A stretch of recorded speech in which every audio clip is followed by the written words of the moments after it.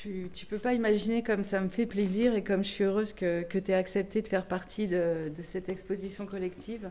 Tu sais que c'est la nature et la chasse et bon, ton corpus n'est pas évidemment lié et limité à cette thématique, mais comment tu envisages ton rapport à la nature dans ton travail? Parce qu'il est quand même très présent. Même si le thème n'est pas si proche avec mon travail, mais quoi qu'il en soit, il y a en effet une trame évidemment de l'ordre de la nature et surtout du vivant. Et que quand j'ai le sentiment de réussir en fait une sculpture ou une peinture, c'est quand j'ai le sentiment qu'elle continue à vivre au-delà du fait qu'elle soit finie en fait. Quand j'ai le sentiment qu'elle s'anime encore alors qu'elle est finie. Ça peut même être lié à un travail d'acteur. Quand je procède à la construction d'une œuvre, il y a beaucoup d'animaux, il y a quelquefois des petits bonhommes, mais qui sont grimaçants.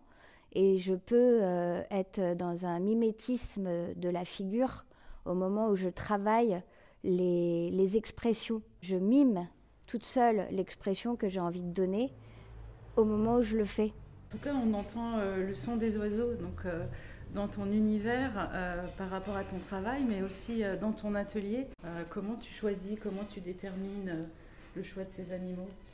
En fait, l'animal est un peu comme à l'image des fables de La Fontaine, où il est choisi par rapport à la nature, au symbole, à la signification, voilà, des caractéristiques de cet animal-là précisément. Par exemple, pour le cygne, on sait que si un du couple meurt, l'autre va mourir.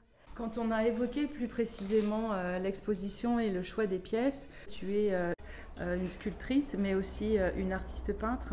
Est-ce que tu peux nous parler un petit peu de cette idée, de ce sentiment, de ce ressenti? Oui, en fait, j'ai commencé à faire de la peinture avant de faire de la sculpture et je me suis rendu compte au Musée d'art contemporain de Lyon, en présentant que mes peintures, parce qu'à cette époque-là, je faisais pas de sculpture, que c'était plus que de la peinture, en fait, ce que j'exprimais. C'était plus de l'ordre de l'univers. Et de là, j'ai acheté mon premier four, qui est ici, qui est derrière moi. Et j'ai commencé à vraiment vouloir que cette frustration, en tout cas que j'avais ressentie au moment de l'exposition au Musée d'art contemporain à Lyon, devienne une représentation dans l'espace de tous mes personnages. Je dirais même que j'ai envie, en fait, que les visiteurs deviennent acteurs, autant qu'il y a des personnages dans mes peintures, que les visiteurs puissent avoir d'une manière interactive une place comme les personnages dans mes peintures en fait. C'est un univers, c'est au-delà du fait que ça soit de la sculpture ou de la peinture, c'est un univers parce que je crée maintenant des installations échelle humaine où on voyage, on navigue. On devient presque acteur de ta narration. Exactement. Ouais. Enfin, en tout cas, c'est ma volonté, oui. Tu as réalisé un magnifique travail sur des vases, une série de vases issus d'une résidence d'artistes au sein de la manufacture de Sèvres. Donc voici un magnifique exemplaire.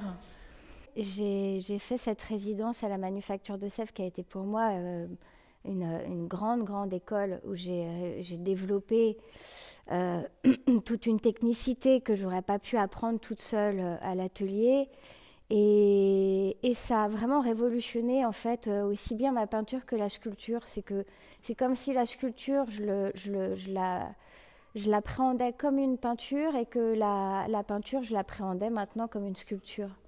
Et ça a été un élément marquant pour revoir aussi ma manière de penser l'exposition, à définir mon travail plus comme un univers d'ailleurs. Et donc j'ai eu une proposition d'exposer tous ces vases-là, j'en avais fait à peu près 18, au Beau de Provence.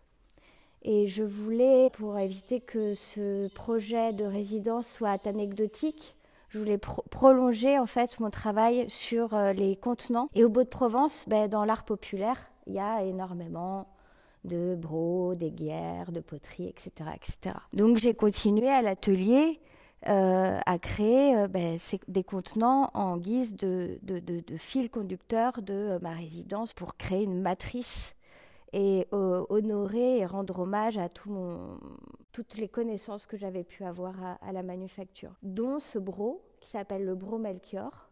Melchior qui est mon fils et il a été réalisé fini.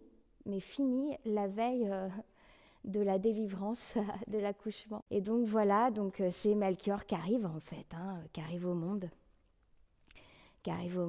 Et puis après j'ai décidé d'en faire une peinture qui est ici, où j'ai intégré d'ailleurs un oiseau en sculpture pour créer cette fine frontière qui n'existe plus entre la peinture et la sculpture, où il y a une mise en abîme entre la relation d'un volume et d'une surface en 2 dimensions.